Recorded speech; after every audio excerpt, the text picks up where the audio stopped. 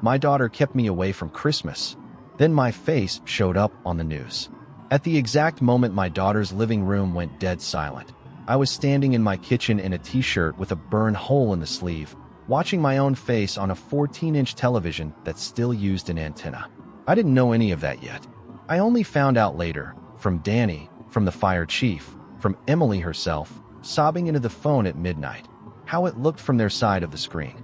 My daughter, Emily, 34 years old, the only child Carol and I ever had, standing frozen with a wine glass halfway to her mouth. Her husband, Grant, the man who decided a month earlier that he wouldn't feel comfortable with me at his table, staring at the screen like it had personally wronged him. And on that screen, me, Frank Doyle, 61 years old, retired fire captain, kneeling in the snow on the shoulder of Route 9, pulling a stranger's child out of a car that was seconds from going up in flames. "Dad," Emily said when she finally called, her voice cracking down the middle like ice on a pond. "Why is your face on the news right now?" To understand how it came to this, you have to go back to the first week of December, to a phone call that started with Emily clearing her throat the way she used to before telling me she'd dented the car. "So, Dad," she said, "Grant and I have been talking, and we think it might be better if you don't come this year. For Christmas, his parents are going to be there, and his whole side of the family, and Grant he doesn't feel comfortable with you there. You understand." I did not, in fact, understand. But I've spent 35 years learning that the fastest way to lose a room is to demand it defend itself. So I just said, "Okay, honey," and let her fill the silence with reasons that weren't reasons. Timing, space, too many personalities, a turkey that apparently couldn't stretch to feed one more. I didn't push.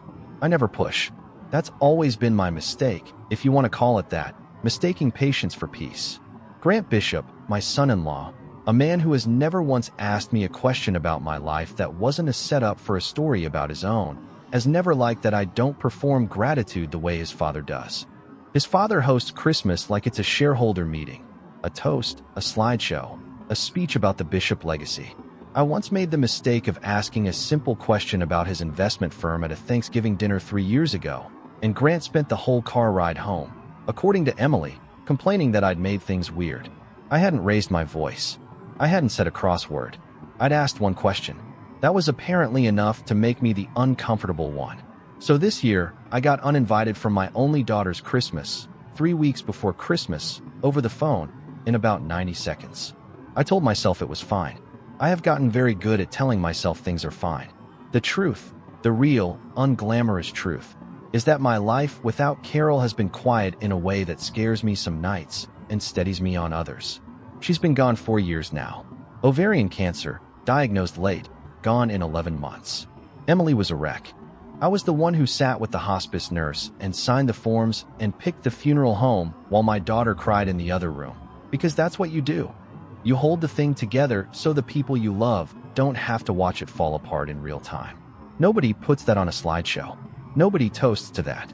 While Emily's family was busy deciding I made things weird, my actual life kept right on going, mostly invisible to them because they never asked. I retired from the department 8 years ago after 35 years, the last 11 as captain of Engine 14. I trained probably 60 firefighters over the course of my career, several of whom now run their own houses. I still keep my EMT certification current.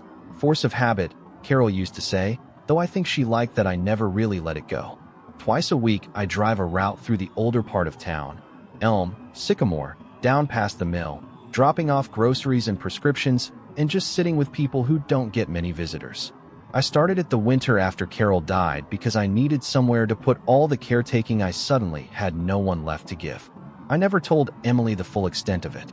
It never came up. She never asked what I do with my Tuesdays. The people who actually know me, Danny Reyes, my old rookie, now a captain himself, who still calls me Cap out of habit, Ruth down at the pharmacy who saves me the good coffee, old Mr. Halloran on my route, who calls me the last decent man in this county, which is generous but sweet. Those people don't think I'm the uncomfortable one at any table. But none of them were in Grant's living room, so none of that mattered on the day my daughter called to cancel me. I hung up that phone call, and I did the math I always do, the quiet, running ledger I never say out loud. The Christmas I flew in on 4 hours' notice because Emily's furnace died, and she had a newborn. The $3,000 toward their wedding I never mentioned again. The 2 weeks I took off, unpaid, to help her move across the state, no questions asked. None of it was a loan I expected repaid. But I noticed. I always notice. I just don't collect. I decided, somewhere around December 10th, that I was done bracing for a seat that might not be offered. I wasn't going to beg for an invitation to a table where I made people uncomfortable just by asking questions. I was going to do what I do every year that I have nowhere else to be, my route, my people, my quiet version of the holiday nobody puts on a card. Danny called me on the 23rd, half joking, the way old firehouse guys do. You still doing the ghost shift on Christmas Eve, Cap? That's what the young guys at the station call my route now, the ghost shift, because I move through town after dark, mostly unseen, checking on people the world has quietly stopped checking on. I told him yes. He told me the roads out past the county line were icing up bad, faster than the forecast said, and that dispatch was already fielding fender benders. I said I'd be careful. I always say I'll be careful. It's usually true. What I didn't know, and what Danny mentioned almost as an afterthought, was that the local news station had a crew station near the county line that night, doing a puff piece on holiday travel delays for the 11 o'clock broadcast. Just bad timing. Or good timing, depending on which side of that phone call you were standing on at midnight. Christmas Eve, I loaded the truck the way I always do, foil-wrapped plates, a couple of prescriptions from Ruth, a thermos of coffee for myself, and Carol's old wool blanket on the passenger seat, which I never use and never remove. Route 9 was already glazed by 7 o'clock, that black ice you can't see until your tires stop trusting the road. I was maybe a mile past the Halloran place when I saw the taillights tipped at an angle that didn't belong, half in the ditch, steam curling up into my headlights. I don't remember deciding to pull over. 35 years trains that decision out of the thinking part of your brain entirely. I remember the mother in the driver's seat, dazed, blood at her hairline, and the little girl in the back, maybe 6, screaming with the particular pitch of a kid who is scared but not yet hurt, which meant I had seconds, not minutes, before that changed. I remember the smell that told me the engine wasn't just steaming, it was about to do something worse. I got the back door open on the second try. I got her out. I got the mother out a few seconds after that, both of us falling backward into the snowbank, just as something under that hood gave way with a sound I've heard exactly enough times in my life to recognize instantly. Somebody was already filming. I didn't know that until later. A man walking his dog had his phone out before I'd even gotten the car door open, and the news crew a half-mile down the road had their van moving before the second 911 call finished being dispatched. By the time the ambulance and the second engine arrived, there was a reporter with a live camera asking me my name, and I gave it because that's what you do, and I said I was a retired fire captain, 35 years, because that's true, and I said it was nothing anybody in my old house wouldn't have done, because that's also true. Then I picked up my thermos, checked on Mr. Halloran like I'd planned to, and drove home to an empty house, still smelling like snow and smoke, with absolutely no idea that clip was already looping on the 11 o'clock broadcast under a banner that said local hero. I was rinsing out my thermos when my phone rang. Not Emily's usual ringtone, the default one, which meant she hadn't called me in so long her contact photo had reset. I almost let it go to voicemail out of pure reflex, old habit, not wanting to intrude on whatever comfortable evening I hadn't been invited to. I picked up anyway. "Dad," she said, and her voice had a shape to it I hadn't heard since the hospice room. "Why is your face on the news right now?" I could hear the television behind her, tinny and distant, replaying the same 40-second clip.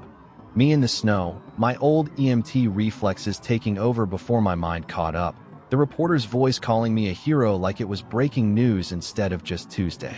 I could hear other voices in the room behind, Emily going quiet one by one as they turned to look at the same screen. I could hear, very clearly, the particular silence of a room full of people recalculating. "It's a long story," I said, which was true, though not for the reason she thought. What Emily didn't know, what none of them knew, because none of them had ever asked, was that this wasn't new. It was just the first time any of it had been on camera. I'd spent 8 years quietly doing this work in a town that mostly didn't notice because I never needed it to. Grant's family had spent that same stretch of years deciding I made Thanksgiving weird because I asked one question about a mutual fund. There's a particular kind of vertigo that comes from watching people recalculate you in real time, and I imagine it feels a little like watching solid ground turn out to be a trapdoor. The calls didn't stop that night. Grant's mother, a woman who'd exchanged maybe 40 words with me across a decade, called Emily within the hour to ask, in a voice Emily described later as strange, whether that really was my father-in-law, and wasn't he the one who. And then she trailed off, because there wasn't a graceful way to finish that sentence once it had started with the one who saved that little girl on the news. My own phone lit up with numbers I hadn't heard from in years, an old neighbor, a cousin of Carol's, a reporter from the paper wanting a follow-up quote. I didn't perform for any of them. I answered the ones I owed an answer to and let the rest ring through, the same as I always had, because none of that had changed. Only their attention had. 2 days later, the fire department held a small ceremony. Nothing extravagant, a certificate and a handshake from the chief, and Danny standing at the back grinning like he'd personally engineered the whole thing, though of course he hadn't. The mother from the crash was there with her daughter, who gave me a drawing of what I can only assume was meant to be a fire truck. I keep it on my refrigerator.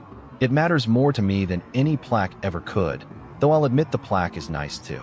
Emily showed up at my door on the 28th without calling first, which she hasn't done since she was a teenager sneaking back in past curfew. She stood on the porch in a coat that wasn't warm enough for the weather, and she said the word I'd been waiting for years to hear without knowing I was waiting for it. I'm sorry, Dad. Not for the news, not for the attention, but for the phone call in early December, the 90 seconds it took to erase me from her holiday like I was a scheduling conflict. She said Grant felt terrible. I told her that was between her and Grant. I meant it kindly. I also meant it as a boundary, because there is a difference between forgiving somebody and reopening a seat at a table that was never really offered in good faith. I didn't yell at her on that porch. I didn't recite the ledger I've kept quietly for years. The furnace, the wedding, the 2 unpaid weeks, the hospice room, the 90-second phone call. I've never been a man who needs to win an argument to know where he stands. I told her I loved her, because I do, unconditionally and completely, and that love was never the thing in question. What was in question was whether I was going to keep shrinking myself down to a size that fit comfortably at other people's tables. I told her I wasn't doing that anymore. Not out of anger. Out of arithmetic, the quiet kind, the kind you do alone in a kitchen at midnight, watching your own face on a screen and realizing you'd been asking permission to take up space you'd already earned 35 years ago. This Christmas, I'm not spending it with Grant's slideshow or his father's shareholder meeting toasts. I'm spending it exactly where I spent last Christmas Eve before the cameras ever showed up, on my route, with Ruth's coffee and Carol's blanket on the passenger seat, and afterward at Danny's house, with a firehouse full of people who never once needed me to explain myself to feel comfortable in my presence. Emily's welcome to join us this year, if she wants to. I mean that. The door isn't locked, but I'm done standing outside it, waiting to be told I'm allowed in. Grant said he wouldn't feel comfortable with me at the table. It turns out comfortable was never really the problem. Room was. If any part of this felt familiar, if you've ever been the one quietly holding a family together while somebody decided you were the uncomfortable one, I'd love to hear your story in the comments. You're not as invisible as they think you are.